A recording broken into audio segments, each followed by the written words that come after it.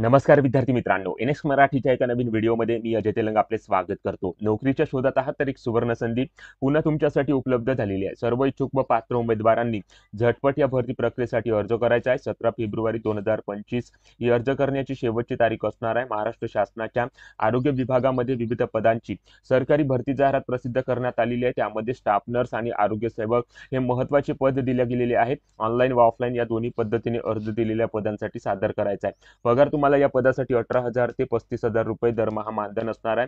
विशेष म्हणजे या पदासाठी कोणतीही परीक्षा द्यावी लागणार नाही, थेट गुणांकन पद्धतीने निवड या पदासाठी करण्यात येत आहे। तेव्हा नक्की या पदांसाठी तुम्ही प्रयत्न करू शकता। तर आजच्या व्हिडिओमध्ये या संपूर्ण पदभरतीची सविस्तर माहिती स्टेप बाय स्टेप बघणार आहोत। त्यासाठी संपूर्ण व्हिडिओ शेवटपर्यंत नक्की बघा। त्या अगोदर आपल्या एनएक्स मराठी यूट्यूब चॅनलवर नवीन आला असाल तर आत्ताच चॅनलला सबस्क्राईब करून बाजूची नोटिफिकेशन बेल प्रेस करून घ्या, कारण अशाच नवनवीन भरतीबाबतची अपडेट रोज आपण या चॅनलवर देत असतो। त्यासाठी चॅनलला लगेच सबस्क्राईब करा आणि काही समस्या असल्यास व्हिडिओमध्ये कमेंट करा किंवा टेलिग्राम ग्रुपवर विचारू शकता, आपल्याला नक्की प्रतिसाद मिळेल। चला तर मग व्हिडिओला सुरुवात करूया। तर या ठिकाणी बघा मित्रांनो, या ठिकाणी आपण राष्ट्रीय आरोग्य अभियान यांच्या मार्फत घेत असलेल्या पदभरतीच्या ऑफिशियल जाहिरातीवर आलेलो आहोत। 15व्या वित्त आयोगाअंतर्गत UHWC व आयुष कार्यक्रमाअंतर्गत कंत्राटी तत्वावर पदभरती करता ही जाहिरात प्रसिद्ध करण्यात आलेली आहे। तर या ठिकाणी बघा, पात्र उमेदवारांकडून ऑनलाईन आणि ऑफलाईन या दोन्ही पद्धतीने अर्ज मागवल्या जात आहे। ज्यामध्ये स्टाफ नर्स, MPW मेल आणि डिस्ट्रिक्ट प्रोग्राम मॅनेजर ही 3 पदे भरल्या जात आहे। महत्त्वाचे 2 पदे येथे दिल्या गेलेले आहे। स्टाफ नर्स आणि MPW मेल या पदासाठी तुम्ही अर्ज येथे सादर करू शकता। या 2 पदाकरता जास्तीत जास्त रिक्त पदसंख्या या ठिकाणी देण्यात आलेली आहे। तर या तिन्ही पदांची सविस्तर माहिती आज आपण या ठिकाणी व्हिडिओच्या माध्यमातून बघत आहोत। तर स्टाफ नर्स या पहिल्या पदाकरता 33 वॅकन्सी आहे। या पदासाठी अर्ज करण्याकरता शिक्षण पात्रता तुमच्याकडे GNMचा डिप्लोमा असणे आवश्यक आहे। तुमचे नर्सिंग काउन्सिल महाराष्ट्र यामध्ये नोंदणी असणे आवश्यक आहे। तर अशा प्रकारची शिक्षण पात्रता तुमच्याकडे असेल तर स्टाफ नर्स या पदासाठी तुम्ही अर्ज येथे सादर करू शकता। प्रत्येक कॅटेगरीनुसार किती वॅकन्सी आहे याची माहिती जाहिरातीमध्ये देण्यात आलेली आहे। 43 वर्ष वयाची अट मागासवर्गीय प्रवर्गाकरता असणार आहे, तर 38 वर्ष वयाची अट खुल्या प्रवर्गाकरता असणार आहे। 20,000 रुपये एकत्रित मानधन या पदासाठी दिल्या जात आहे। त्यानंतर MPW मेल म्हणजे बहुउद्देशीय आरोग्य सेवक पुरुष या दुसऱ्या पदासाठी ही रिक्रुटमेंट होत आहे। टोटल 31 वॅकन्सी इथे भरल्या जात आहे। प्रत्येक कॅटेगरीनुसार किती वॅकन्सी आहे याबाबत माहिती जाहिरातीमध्ये देण्यात आलेली आहे। तर या पदासाठी अर्ज करण्याकरता शिक्षण पात्रता तुम्ही सायन्समधून 12वी उत्तीर्ण असणे आवश्यक आहे। पॅरामेडिकल बेसिक ट्रेनिंग कोर्स केलेले सर्टिफिकेट तुमच्याकडे असणे आवश्यक आहे किंवा सॅनिटरी इन्स्पेक्टर कोर्स केलेले उत्तीर्ण सर्टिफिकेट तुमच्याकडे असणे आवश्यक आहे। तर अशा प्रकारची शिक्षण पात्रता तुमच्याकडे असेल तर तुम्ही या दुसऱ्या पदासाठी अर्ज इथे सादर करू शकता। 43 वर्ष वयाची अट मागासवर्गीय प्रवर्गाकरता आहे, तर 38 वर्ष वयाची अट खुल्या प्रवर्गाकरता देण्यात आलेली आहे। तर या पदासाठी एकत्रित मानधन 18,000 रुपये पर मंथ या ठिकाणी असणार आहे। तर अशा प्रकारे या ठिकाणी बघा, 2 पदाकरता टोटल 64 वॅकन्सी इथे भरल्या जात आहे।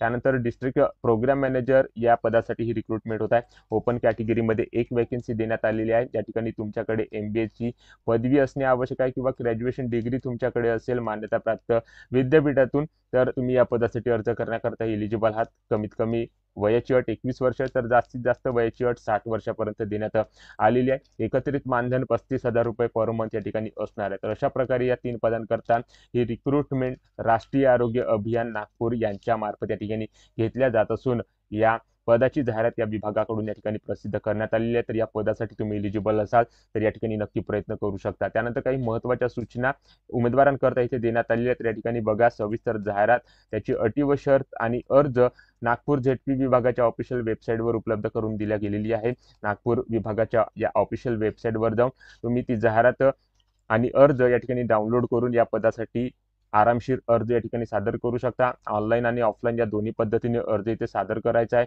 ऑनलाईन अर्ज करण्याकरता लिंक नागपूर ZP विभागाच्या ऑफिशियल वेबसाईटवर उपलब्ध करून दिल्या गेलेली आहे। तर या ठिकाणी बघा, ही लिंक या ठिकाणी आहे। ती लिंक मी माझ्या व्हिडिओच्या डिस्क्रिप्शन बॉक्समध्ये किंवा टेलिग्राम ग्रुपवर प्रोव्हाइड करणार आहे। तेव्हा टेलिग्राम ग्रुपला लगेच जॉईन करा आणि या लिंकवर क्लिक करून या पदासाठी अर्ज इथे सादर करा।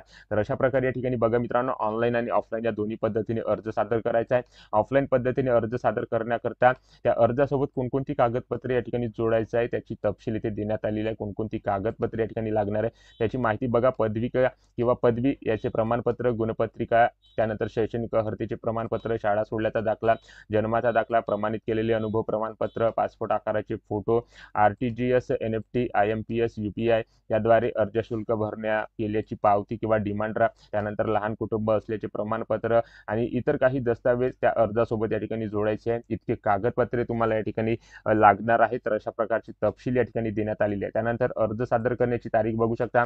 ऑनलाईन आणि ऑफलाईन या दोन्ही पद्धतीने तुम्हाला अर्ज इथे सादर करायचा आहे. 17 फेब्रुवारी 2025 ही अर्ज करण्याची शेवटची तारीख या ठिकाणी देण्यात आलेली आहे. राष्ट्रीय आरोग्य अभियान, आरोग्य विभाग, जिल्हा परिषद, सिव्हिल लाईन, नागपूर या दिलेल्या ॲड्रेसवर तुम्हाला ऑफलाईन पद्धतीने अर्ज दिलेल्या कालावधीत या ठिकाणी सादर करायचा आहे. त्यानंतर काही अटी व शर्ती उमेदवारांकरता या ठिकाणी देण्यात आलेल्या, तर या सर्व अटी व शर्ती या जाहिरातीमध्ये इथे दिलेल्या आहेत. तर या सर्व अटी व शर्ती वाचून तुम्हाला या पदासाठी अर्ज इथे सादर करायचा आहे. त्यानंतर निवड प्रक्रिया कशा प्रकारे होणार आहे याची माहिती इथे देण्यात आलेली आहे. गुणांकन पद्धतीनुसार निवड प्रक्रिया या ठिकाणी होणार आहे. कोणकोणत्या पद्धतीकरता किती गुण या ठिकाणी असणार आहे त्याची सर्व माहिती या जाहिरातीमध्ये देण्यात आलेली आहे. या गुणांकन पद्धतीनुसार एक मेरिट लिस्ट या ठिकाणी तयार करून त्या उमेदवाराची निवड या पदासाठी इथे केल्या जाणार आहे. तर अशा प्रकारे या ठिकाणी सर्व माहिती जाहिरातीमध्ये देण्यात आलेली आहे. मागासवर्गीय प्रवर्गासाठी 100 रुपये अर्ज फी असणार आहे. खुल्या प्रवर्गासाठी 150 रुपये फी असणार आहे.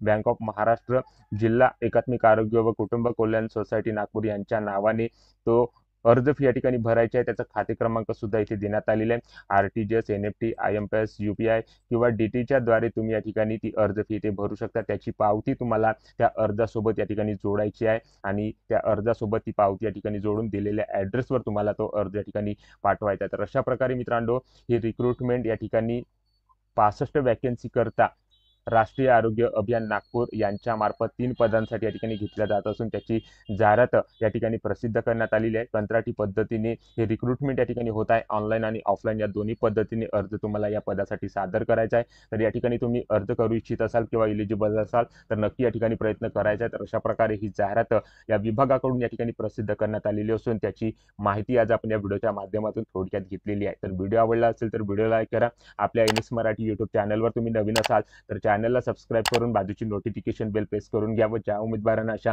नोकरीची आवश्यकता आहे त्या उमेदवारांना हा व्हिडिओ नक्की शेअर करा. जय हिंद, जय महाराष्ट्र.